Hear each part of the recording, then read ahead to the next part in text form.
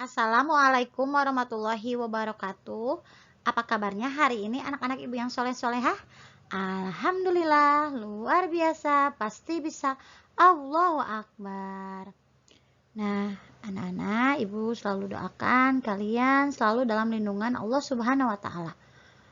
Anak-anak, untuk pembelajaran hari ini kita akan belajar PLH dengan bab 2 yaitu pencemaran lingkungan. Mari sebelum kita mulai pembelajarannya, kita membacakan basmalah bersama-sama. Bismillahirrahmanirrahim.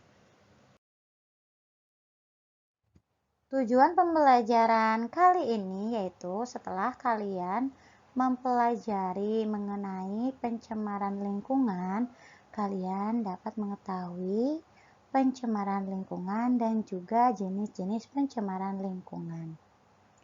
Nah, anak-anak, lingkungan yang baik untuk manusia adalah lingkungan yang bersih, kemudian lingkungan yang sehat dan tertata rapi. Kita akan merasa nyaman ketika berada di tempat yang bersih dan sehat.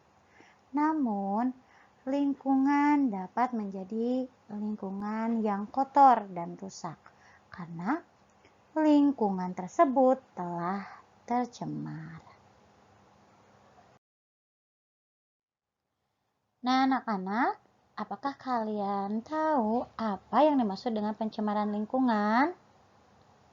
Ya, pencemaran lingkungan adalah bercampurnya unsur-unsur lain yang dapat mengganggu dan merusak keseimbangan lingkungan hidup. Kemudian, ada bahan-bahan yang menyebabkan pencemaran lingkungan. Itu disebut zat pencemar atau polutan. Jadi, apabila lingkungan tersebut sudah tercemar, maka lingkungan tidak akan berfungsi secara normal. Dengan contoh yaitu pencemaran yang terjadi pada air sungai. Air itu merupakan sumber daya alam yang sangat bermanfaat untuk manusia dan makhluk hidup lainnya. Maka apabila air sudah tercemar oleh sampah serta sisa buangan limbah pabrik, maka air tidak bisa digunakan lagi.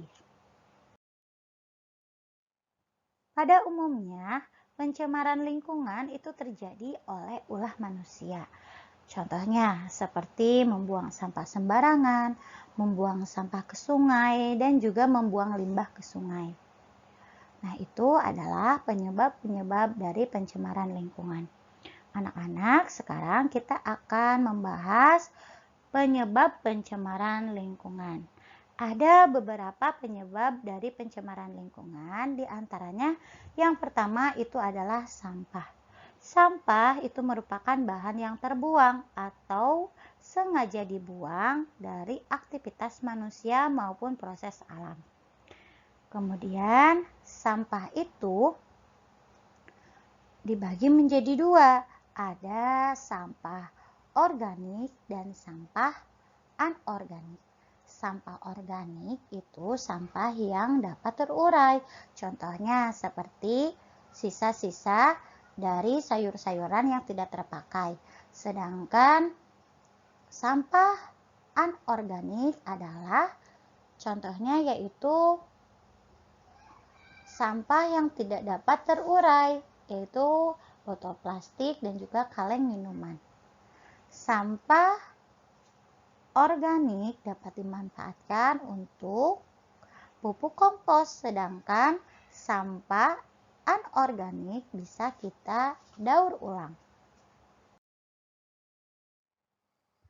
Selain sampah, penyebab pencemaran lingkungan lainnya yaitu limbah pabrik. Setiap pabrik akan menghasilkan limbah.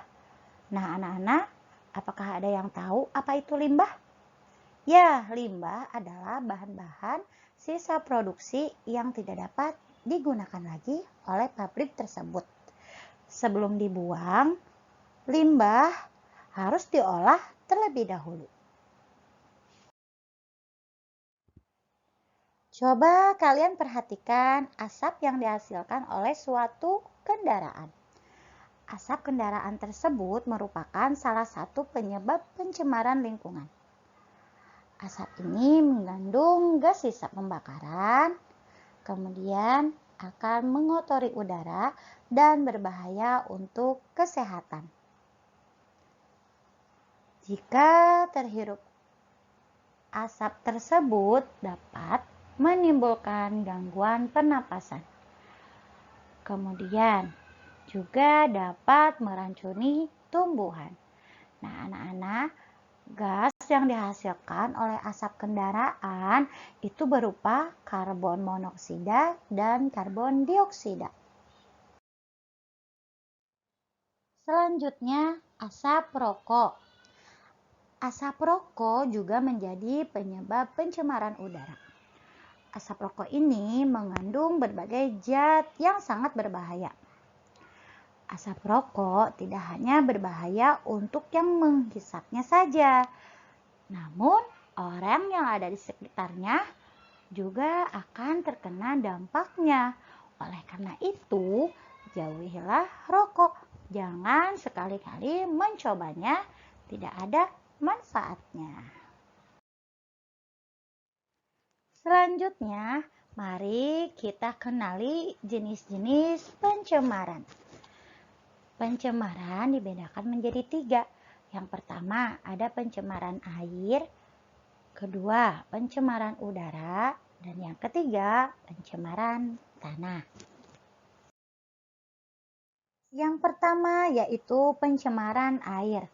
Biasanya pencemaran air disebabkan oleh aktivitas manusia dalam kesehariannya, seperti air sisa deterjen setelah mencuci. Dan juga sisa-sisa dari industri atau pabrik, yaitu membuang limbah sebelum diolah ke sungai. Kemudian karena bencana alam. Ciri-ciri perairan yang tercemar adalah mengalami perubahan warna atau warna tidak jernih dan bening. Yang kedua yaitu berbau dan berasa. Kemudian ada endapan pada air atau terdapat mikroorganisme. Yang keempat, suhu air tidak normal dan juga pH cenderung tidak netral. Kemudian pencemaran udara.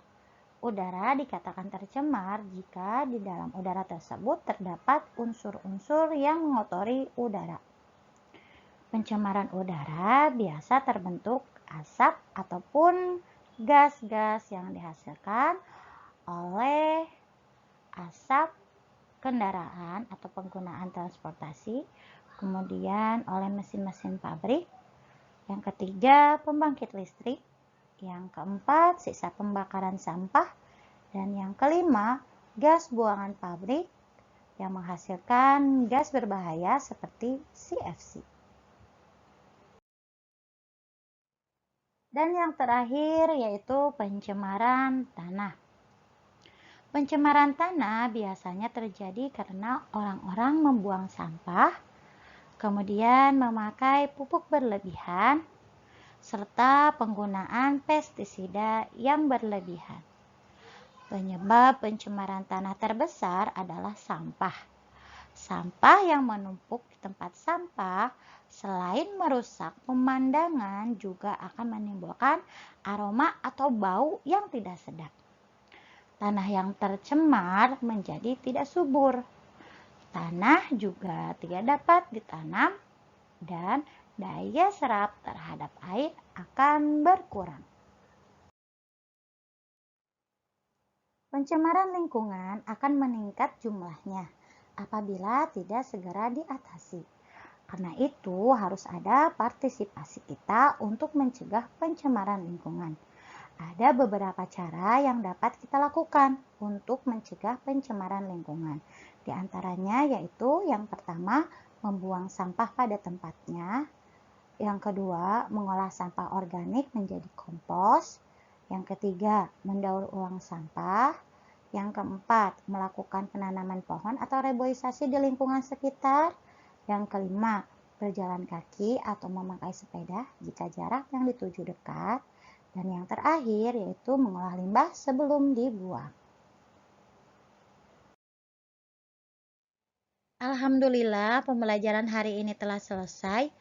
Tadi kita telah mempelajari mengenai pencemaran lingkungan, penyebab dari pencemaran lingkungan, jenis-jenis pencemaran lingkungan, serta cara menanggulangi pencemaran lingkungan. Nah, semoga apa yang kita pelajari hari ini dapat bermanfaat untuk kita semua. Tetap semangat. Terima kasih. Wassalamualaikum warahmatullahi wabarakatuh.